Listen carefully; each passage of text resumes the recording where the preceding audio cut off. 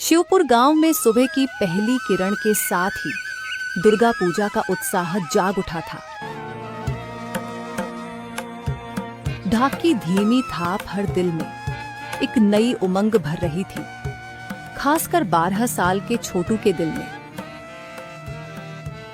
माँ उठो, आज मेला शुरू हो रहा है। मैंने सुना इस बार एक तलवार है जो रात में चमकती है। हाँ रे मेरे लाल, सुन लिया मैंने, पर इतनी सुबह सुबह क्या करेगा? अभी तो मेला सजने में वक्त है। माँ, क्या बाबूजी आज जल्दी आएंगे? अगर 10 रुपए भी मिल गए तो 5 की तलवार और 5 की जलेबी। राधा का हाथ एक पल के लिए रुक गया। उसके पति रामू एक दिहाड़ी मजदूर थे और पूजा के दिनों में काम मिलना और भी मुश्किल हो जाता था। वह जानती थी कि उसके बेटे का सपना पूरा करना आसान नहीं है। बेटा, मेला घूमने जरूर जाना, पर पैसे नहीं है हमारे पास। कुछ भी खरीदने की जिद मत करना। नहीं माँ, मैं जिद नहीं करूँगा। मैं तो बस देखूंगा। देखने के पैसे थोड़े लगते हैं। चल, अब रोटी खा ले, फिर तुझे मेरे साथ मुखिया जी के घर चलना है।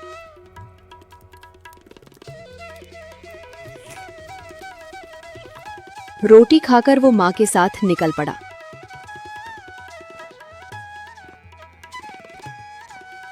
रास्ते में उसे उसका दोस्त मंगल मिला, जो गांव के साहूकार का बेटा था और नए कपड़ों में चमक रहा था। छोटू, कहाँ चला? मेला तो शाम को लगेगा। देख मेरे नए कपड़े। बहुत अच्छे लग रहे हैं। तूने सुना मेले में चमकने वाली तलवार आई है? तू तो लेगा ना? हाँ, मेरे पास तो पूरे 20 रुपए हैं। मैं तो तलवार भी लूंगा, जलेबी भी खाऊंगा और झूले पर भी बैठूंगा। तू क्या लेगा? छोटू का चेहरा उतर गया। उसकी जेब खाली थी। उसने बात बदलने में ही भलाई समझी। चल पंडाल देखें। माँ दुर्गा की मूर्ति तैयार हो गई होगी। पंडाल में माँ दुर्गा की विशाल मूर्ति अपने अंतिम रूप में थी। उनकी शांत और करुणामयी मुस्कान देखकर छोटू एक पल के लिए अपनी गरीबी, अपनी अधूरी इच्छाएं, सब कुछ भूल गया। उसने श्रद्धा से हाथ जोड़ लिए। हे माँ दुर्गा, तू तो सब जानती है। बस 10 रुपए, एक छोटी सी दो में चमक रहा था। छोटू, कहाँ चला? मेला तो शाम को लगेगा। देख मेरे नए कपड़े। बहुत अच्छे लग रहे हैं।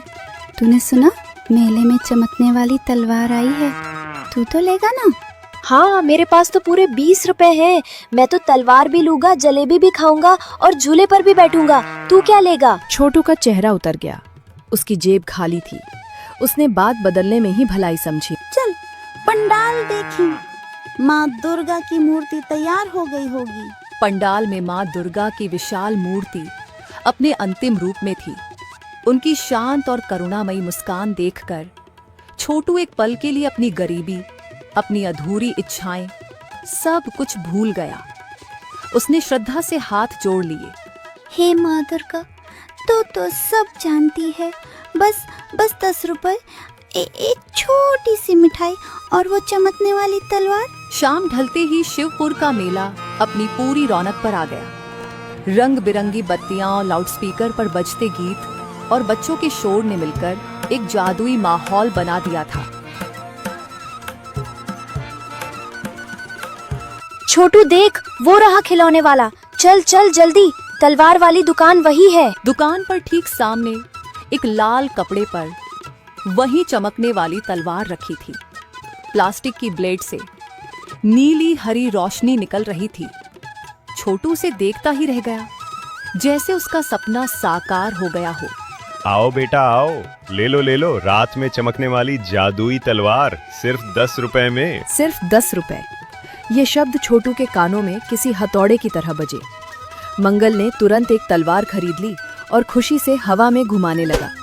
छोटू बस चुपचाप खड़ा रहा।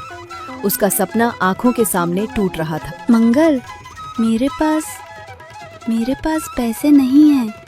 तू जा घूम, मैं यहीं से देख लेता हूँ। मंगल ने जैसे ही घूमकर छोटू का उतरा हुआ चेहरा देखा, उसकी अपनी खुशी एक पल में काफूर हो गई। उसने अपने सबसे अच्छे दोस्त की आंखों में गहरी निराशा देखी। मंगल जेब से 2 रुपये का सिक्का निकालते हुए, ले दुखी मत हो, इससे जलेबी खा लेना। नहीं मंगल, इसकी जरूरत नहीं। चुप कर, हम दोस्त हैं ना, चल अब। छोटू ने भारी मन से सिक्का ले लिया, पर उसका मन अब भी तलवार पर अटका था। वह इन्हीं ख्यालों में खोया था कि अचानक मेले में हलचल मच गई। चोर चोर पकड़ो, कोई मेरा बटुआ चुरा ले गया, पूरे 500 रुपए थे उसमें। छोटू सुना तूने, मेले में चोर घुस आया है। छोटू यह सुनकर बुरी तरह घबरा गया। उसकी जेब में मंगल के दिए हुए वो 2 रुपये थे। उसे एक अजीब सा डर सताने लगा कि अगर किसी ने उसकी तलाशी ली तो लोग उस पर ही शक न करने लगे। गरीबों पर शक करना कितना आसान होता है। मंगल चल चल हम घर चलते हैं, माँ चिंता कर रही होगी। अरे डर क्यों रहा है, मेरे साथ रह, कुछ नहीं होगा। छोटू रुक तो गया, पर उसकी नजरें सतर्क थीं। तभी उसने कालीचरण, एक मजदूर, को दुकान के पीछे की अंधेरी गली में जाते देखा। उसका चलने का अंदाज कुछ अजीब था, जैसे वह किसी से छिप रहा हो।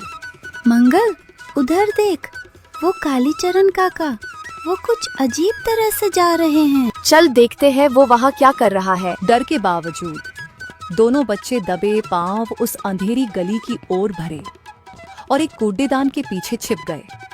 उन्होंने देखा कालीचरण एक कोने में रुका, जेब से एक पुराना काला बटुआ निकाला और घबराहट में सिक्के गिनने लगा। छोटू, ये तो पक्का वही बटुआ है, देखा, कालीचरण काका ही चोर है। चुप रह मंगल, धीरे बोल। अगर उन्होंने हमें देख लिया तो लोग हमारी बात पर यकीन नहीं करेंगे। कालीचरण ने जल्दी से बटुआ अपनी कमर में खोसा और तेजी से गली से निकलकर वापस मेले की भीड़ में गायब हो गया। उसका